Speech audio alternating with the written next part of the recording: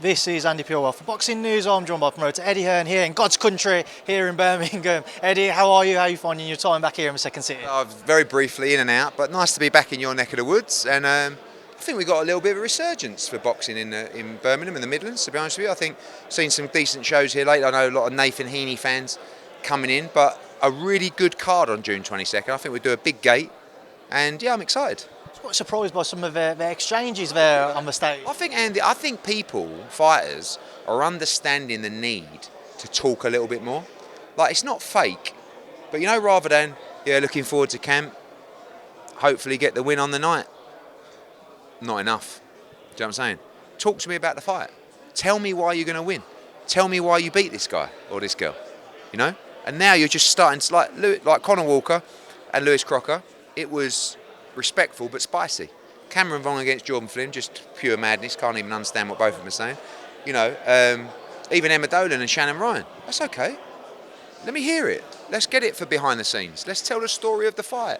Tell me why you're going to win. And I thought it was a great presser. And like I said, I think the show's going to do really well. Tyler Denny against Felix Cash, great fight for the European middleweight title. Felix has to win. He's been out for over a year, coming into his backyard. Conor Walker against Lewis Crocker, absolute war. Jordan Flynn against Cameron Vong, love it. Shannon Ryan against Emma Dolan, brilliant fight. You know, even Akif Fiaz against Kane Baker on the undercard. Hamza Uddin, Ibrahim Suleiman, Muhammad Ali, really good night of boxing. You've stuck by Felix Cash for all of his troubles outside of a ring, but are you yourself questioning what does he still have to offer the sport? What more is he going to come back to? He's got to prove it to everybody on June 22nd. Like, I can't tell you that this guy's going to go in the ring and be the same fighter that beat Denzel Bentley in, 2 rounds on BT and was on the verge of fighting for a world title. What I do know is he's an excellent talent. How much desire he has for the sport, I hope, a lot. I don't know him well enough to tell you that I speak to him every day, I see him in the gym. You know, he's moved to Adam Booth. I know how good he is. But against Tyler Denny in his backyard, skill might not just be enough. You've got to dig deep. And if you're not prepared to dig deep, or you haven't got it in you to dig deep, you'll get beat. But I believe he has. And I think he wins the fight, but I think it's a very, very good fight. There are a couple of boxer representatives downstairs, obviously here with Tyler. So you got Joe Brett, and then I can't remember the other guy's name, which I apologise for. But yeah, there's 2 guys there with him. What's the relationship been like with his fight? Have you any interactions? Won a purse bid, you know. They left one in the purse bid, and we won it. And you know, it's a good opportunity. Like, I feel that sometimes, like, you've got a fighter. I mean, this fight worked out well. We could stack the undercard and put that fight as main event. For Tyler Denny to go main event on DAZN on a big show in Birmingham with me promoting it, it's a career massive opportunity for him. Like, last time out, he was boxing in the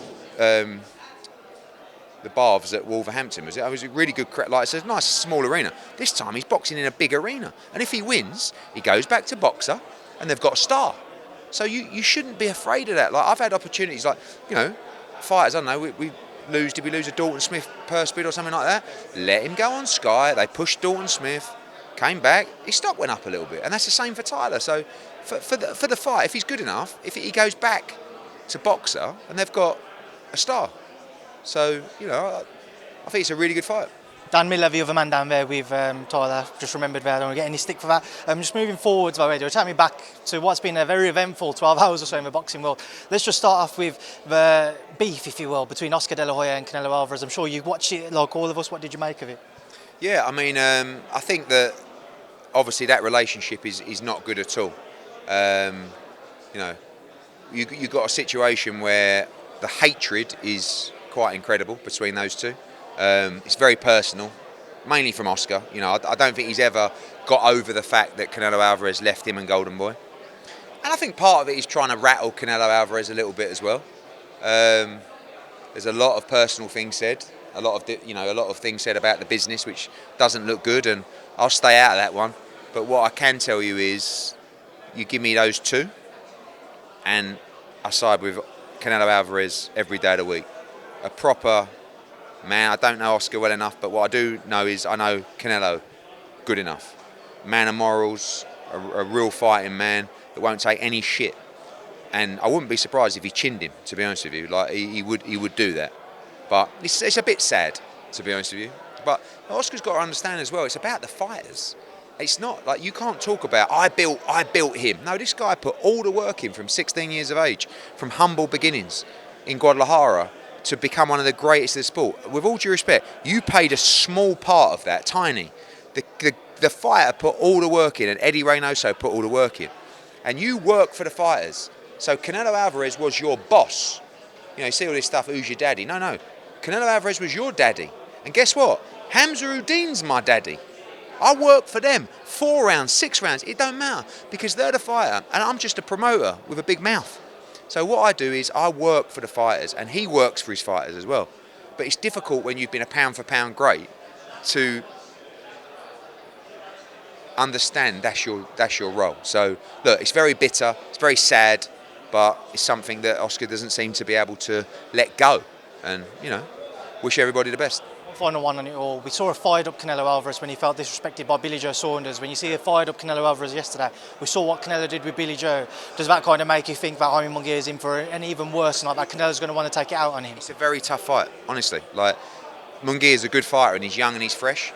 But right now, I spoke to Canelo last night. He will want to do a job on Jaime Munguia, and that's a dangerous Canelo Alvarez. When he's motivated, he's an outstanding fighter, but it is a very tough fight.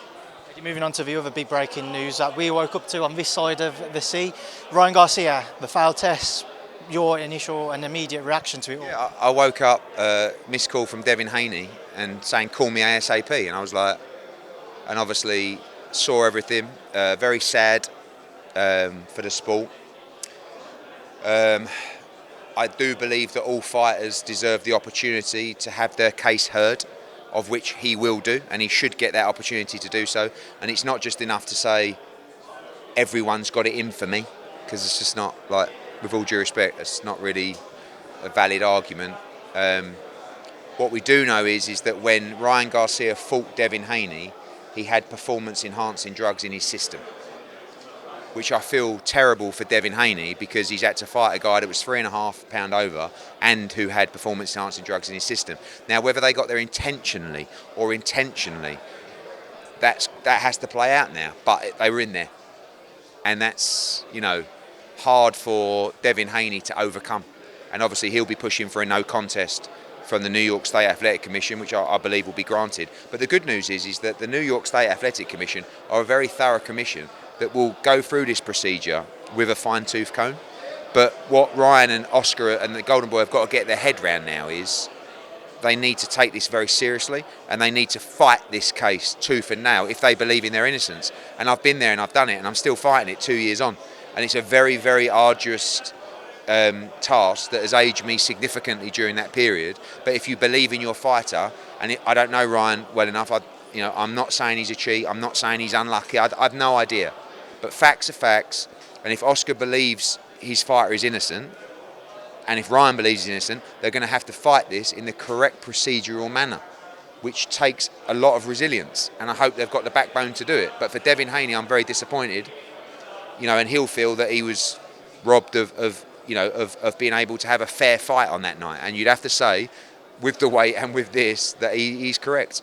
How do things progress for moving forward? I know, as you said, it's an ongoing process now, but with Devin, is he just looking to get the decision overturned? Does he want to rematch it still? Or the decision will automatically be overturned, because whether it was intentional or unintentional, it was in the system. Do you know what I'm saying? So, tough, because that's how it's going to be judged by New York State Athletic. Now, the ban on Ryan Garcia will be dependent on his innocence that he can prove. This was a worry of Devin Haney's throughout the build-up, not necessarily performance-enhancing, but and it's a big shame for boxing after what was a great night for boxing. But we're here again, and you're in it, and you've got to deal with it. I just want to quickly squeeze, Eddie. What did you make of Tank Davis's tweet referencing it? I should sue him, really, for defamation, but I can't be bothered, because the guy makes idiotic tweets because he gets his brain filled with shit from people and then deletes them. I mean, who does that? You've got something to say it. Well, you can't stand by your words, you want to take your tweets down? And I DM'd him as well, because listen, if I've said something that he don't agree with before, he's DM'd me. And I thought that was bang out of order. What are you saying? That I was behind Ryan Garcia's blood sample collection from VADA and go, I mean, come on. Like, to be honest with you, I haven't always had the greatest relationship with VADA. They are very good at what they do, but come on. But unfortunately, the excuse of someone's against me ain't going to wash. You've got to deal with it. One day, Chantelle Cameron parting ways. Yeah, I think, I will always look back on everything I did for Chantelle Cameron with great, I'm proud of the job we did, We gave her that World Championship fight behind closed doors, which was difficult to do. She then went and defended her world title in Las Vegas, which was an incredible experience. I then created her own tournament, really, for her to become undisputed, which required a lot of investment and a lot of time. She won that first fight and unified. She actually headlined at the O2 Arena when Dillian Whyte pulled out of his fight, and it cost me an absolute fortune to keep that show on. Then Kelly Reese pulled out the tournament the night to give her another defence. Then I got her a huge opportunity in payday in Abu Dhabi against Jessica McCaskill to become undisputed. And then 2 huge paydays and opportunities against Katie Taylor. Of all of these ones, she was brilliant in, and she deserved them. Made her millions of pounds and hopefully have set her up for a great life. She's a very good fighter. For some reason, she's never really been happy with the job we've done, which has been disappointing. But I think we just got to a stage where it was like, I'm not sure we're ever going to see eye to eye. We don't fall out, we don't dislike each other, but there was something that she just didn't feel as though we were doing a good job, and I felt we did an amazing job. But this way is better sometimes. We've released her from her contract. We can shake hands. We genuinely wish her all the best. She's a very good fighter. And yeah, that's it. Life goes on. Eddie, thank you. Cheers.